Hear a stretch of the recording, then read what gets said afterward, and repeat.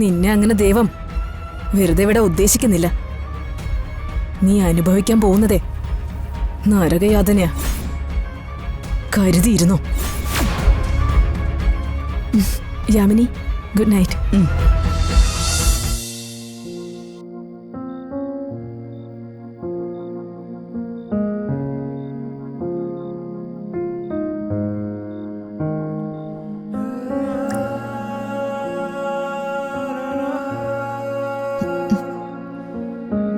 അമ്മ ഉറങ്ങുന്നില്ലേ?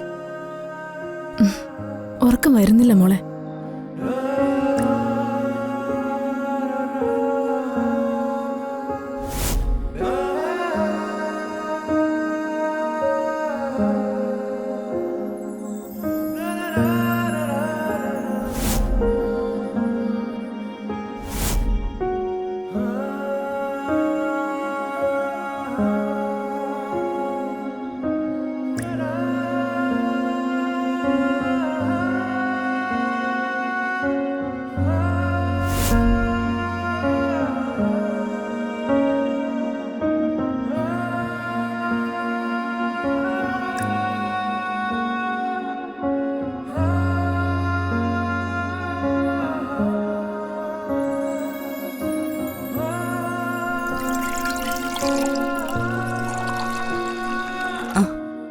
എന്താ എടുത്തി?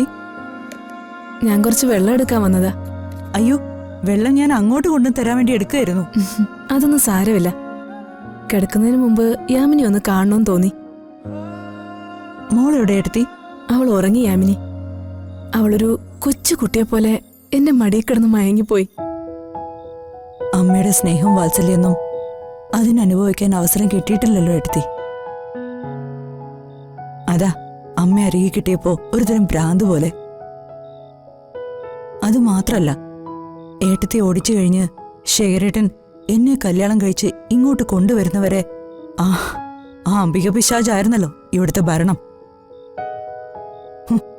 ഈ കുട്ടിയിട്ട് വട്ടം കറക്കുമായിരുന്നു ദുഷ്ട. വെറുപ്പിച്ചു. അറിയാം യാമിനി, എല്ലാം എനിക്കറിയാം. ബാല്യകാലത്തെക്കുറിച്ച് ഓർത്താ ആ കുട്ടി ഞെട്ടും. ഇനി അച്ഛന്റെ തിരക്കൊക്കെ കഴിഞ്ഞു വരുമ്പോ അച്ഛന് നിന്ന് വല്ല സ്നേഹവും വാത്സല്യം കിട്ടോ? അതും ഇല്ല. ഓർമ്മിപ്പിക്കാതെ. ഓർത്തുപോയാ മനസ്സിന്റെ സമനില തെറ്റും.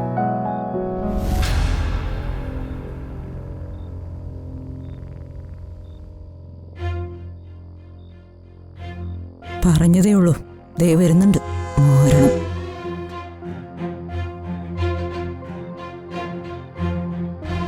അല്ല, എന്താ ഏട്ടത്തി അനിയത്തിയും കൂടി ഒരു അന്തിച്ചർച്ച? അല്ല, ഞങ്ങൾ ഈ പ്രകൃതിക്ഷോഭത്തെക്കുറിച്ച് സംസാരിക്കായിരുന്നു അംബികെ.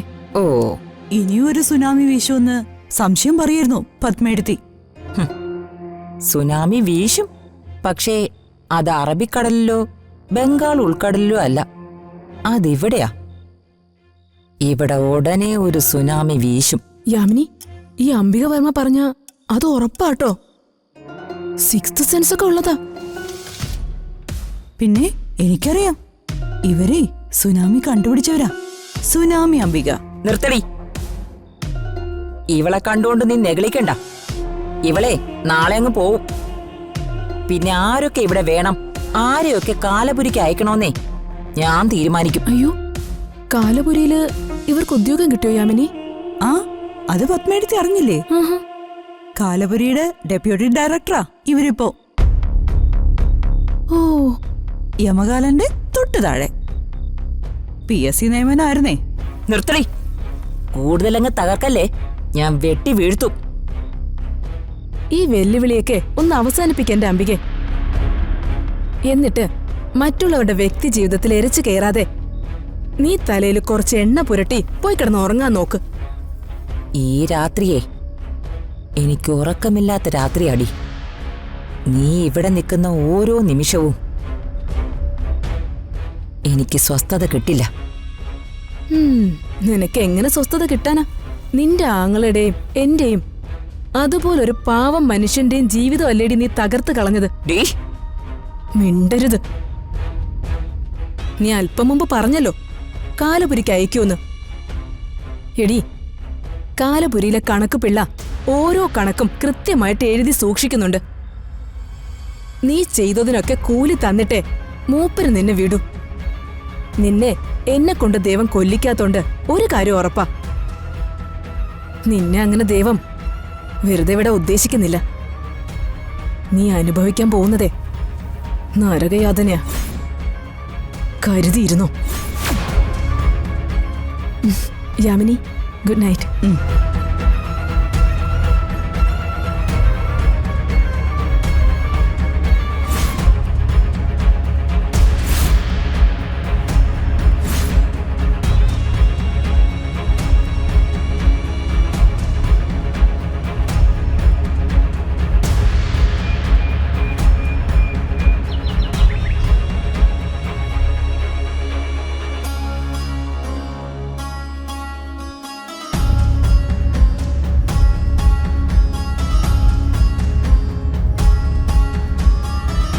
പത്മേടത്തി, ഇതാ കോഫി.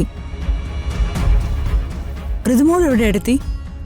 മോള് റൂമിലുണ്ട് യാമിനി, കുളിക്കാൻ തോന്നുന്നു. ഏട്ടത്തി എന്നാ കോഫി കുടിച്ചോണ്ടിരിക്കേ. ഞാനേ സ്റ്റവിൽ 1-2 സാധനങ്ങൾ വെച്ചിട്ടുണ്ട്. ഞാനിപ്പോ വരാമേ. യാമിനി ചെല്ല്, കാര്യങ്ങൾ നടക്കട്ടെ. ഞാനിപ്പോ വരാം.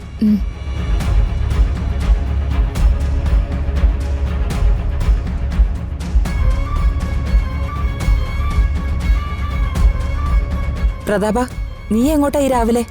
ഒരു മീറ്റിംഗ് ഉണ്ട് ചേച്ചി. പാർട്ടി ഓഫീസിൽ ചെന്നിട്ട് വേണം പോവാൻ. പോയിട്ട് വരാം. രാവിലെ എന്തായാലും ഒരു അടി നടക്കും. അവളെ വാതിൽക്കൽ പ്രതിഷ്ഠിച്ചിട്ടുണ്ട്.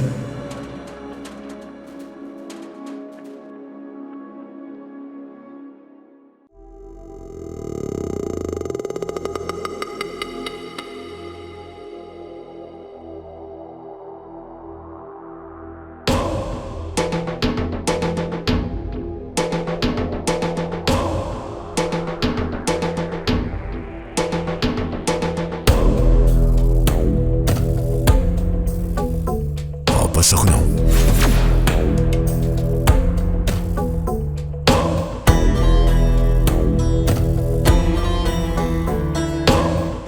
നേരം വെളുത്തപ്പോഴും ഈ ശല്യം വന്ന് നടവാതിൽ നിൽക്കുകയാണല്ലോ.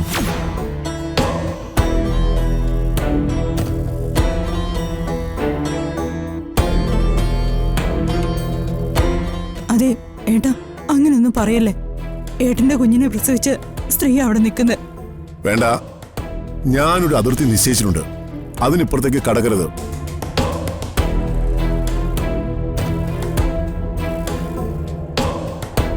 എന്ത് ചെയ്യാൻ പറ്റും പ്രതാപ? നീ തൽക്കാലം ക്ഷമിക്ക. ജീവിതത്തിൽ നിന്നും തൂത്തെറിഞ്ഞാലും അട്ടേ പോലെ കയറി വരും ചില കീടജന്മങ്ങൾ.